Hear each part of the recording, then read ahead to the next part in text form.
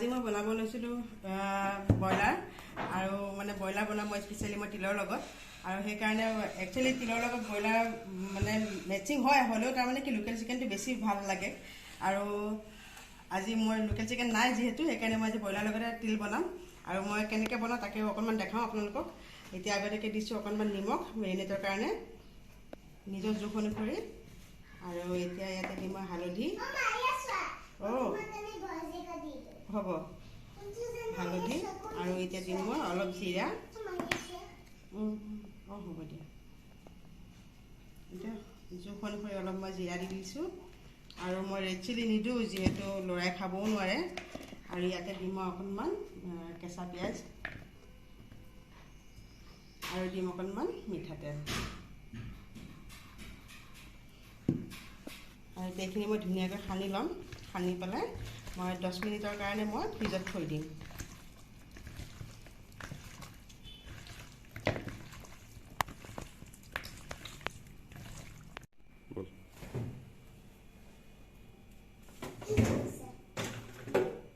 ফ্ৰিজত থৈছোঁ অলপ সময়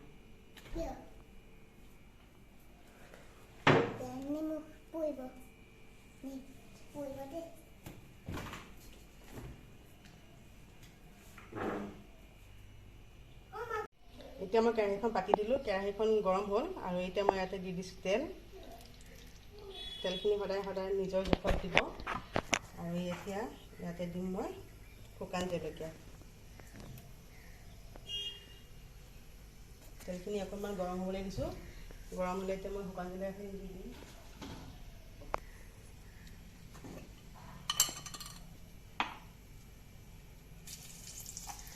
আৰু দিম অকণমান পাঁচফোৰণ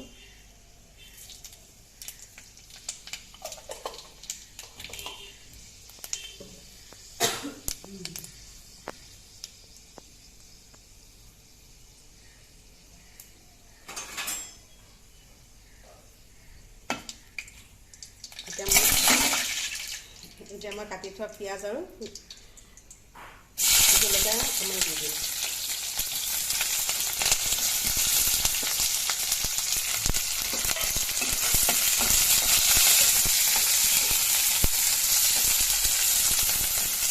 এইখিনি অকণমান মই গল্ডেন ব্ৰাউন হোৱালৈকে মই ভাজি ল'ম ধুনীয়াকৈ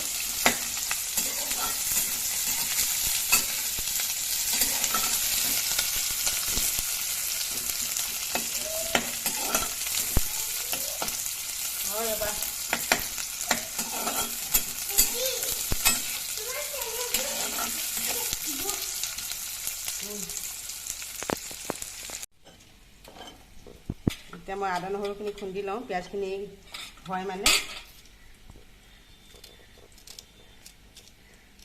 আদাখিনি অকণমান সৰু কৰি ল'লে খুন্দিবলৈ ভাল হ'ব সেইকাৰণে সৰু কৰি লৈছোঁ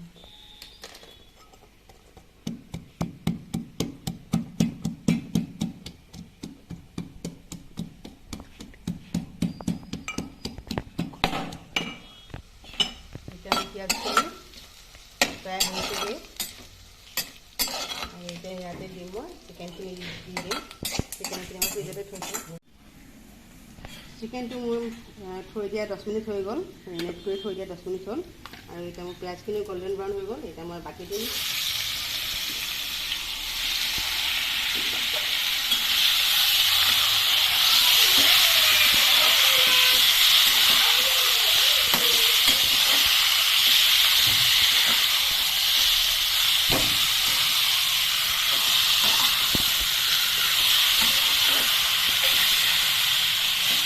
এনেকৈ অলপ সময় ভাজা যাওক অকণমান ঢাকি দিম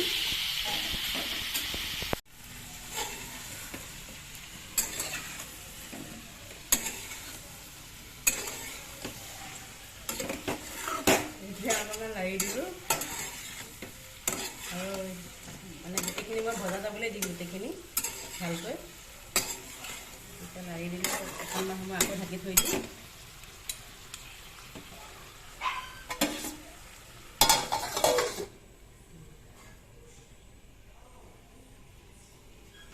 medium flame.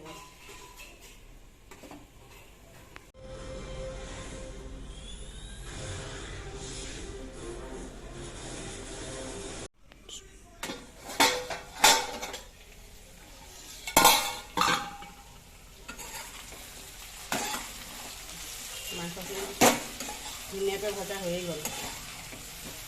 আৰু এতিয়া মই ইয়াতে দিম আদা নহৰুখিনি। আদা নহৰুখিনি প্ৰথমতে দিয়া নাই, কিহৰ কাৰণে আগতীয়াকৈ দিলে আদা নহৰু কেৰাহীত লাগি ধৰে আৰু মাংসটো পুৰাৰ দৰে হৈ যায়। সেইকাৰণে আদা নহৰু সদায় পিছত দিব লাগে যাতে লাগি নধৰে। এতিয়া আদা নহৰু দি লৈ অলপ সময় ভাজি লওঁ। তাৰপিছতে মই মাংসখিনি প্ৰায় হৈছেগৈ আৰু ভাজা হৈছে মানে হৈছে আৰু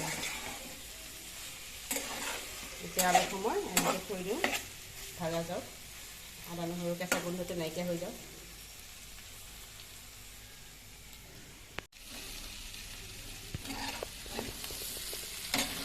এতিয়া মাংসখিনি মোৰ ভজা হৈ গ'ল। এতিয়া মই ল'ৰাৰ কাৰণে অলপ নমাই থওঁ, যিহেতু সি তিল নাখাব। সি তিল খাই পোৱা নাই অৱশ্যে, কিন্তু তথাপিতো মানে ক'লা দেখিলে সি খাবলৈ ইচ্ছা নকৰিব। সেইকাৰণে মই তাৰ কাৰণে অলপ ভজা মাংস নমাই থৈ দিওঁ। তাৰপিছত মই তিল দিম।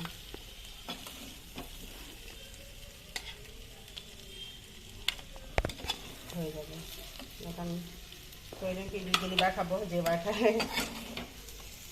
এতিয়া এইখিনি মই তিল দি দিম এতিয়া অলপ। এতিয়া ইয়াতে মই অকণমান পানী দিওঁ, কাৰণ মাংসটো ড্ৰাই হৈ আছে। এতিয়া অকণমান পানী দিলে লাইটলি গ্ৰেভি টাইপ হ'ব। এতিয়া এইখিনি গৰম হৈ থাকে মানে গ্ৰেভি টাইপ হৈ থাকে মানে মই এতিয়া তিলখিনি ৰেডি কৰি লওঁ। মই তিল খুন্দিয়ে থৈছোঁ। মই মানে তিলখিনি ভাজি লৈ মই ধুনীয়াকৈ মিক্সিত খুন্দি মই এনেকৈ থৈ দিওঁ টেমাতে। এতিয়া তিলখিনি খুন্দা হৈ আছে। এতিয়া মই তিলখিনি ইয়াৰে জোখনি কৰি দি দিম। ইয়াতে মই বহুত বেছি তিল নিদিওঁ, এনেকৈ ভৰ্তি চামুচেৰে খুব বেছি মই 4 চামুচমান দিম।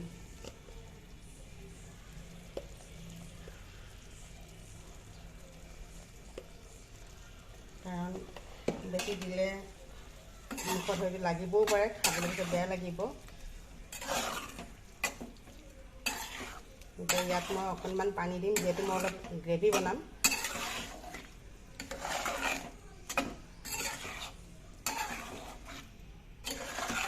এতিয়া ইয়াতে মই অলপ পানী দি দিম।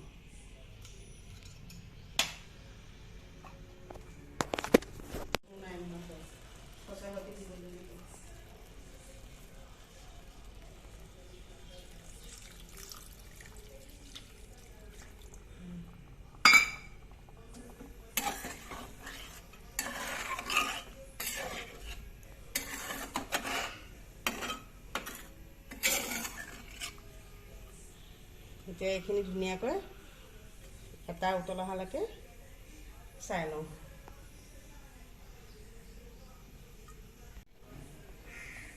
এতিয়া ইয়াতে মই অকণমান নিমখ দিব লাগিব, যিহেতু মই ভাজি জোখতে নিমখ দিছিলোঁ। এতিয়া মই লাইটলি গ্ৰেভি বনাইছোঁ যেতিয়া, এতিয়া আৰু অকণমান নিজৰ সোৱাদ অনুসৰি নিমখটো দি ল'ব লাগিব। মই অলপ কম দিছিলোঁ, এতিয়া সেইকাৰণে আৰু অকণমান দি দিলোঁ।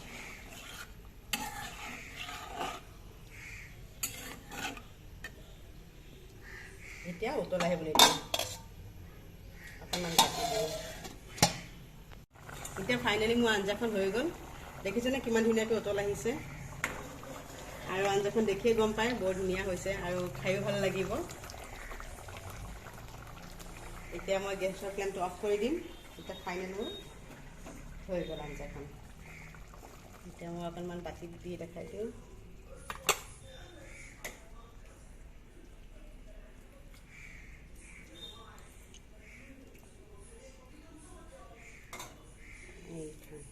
মোৰ তিলৰ আঞ্জা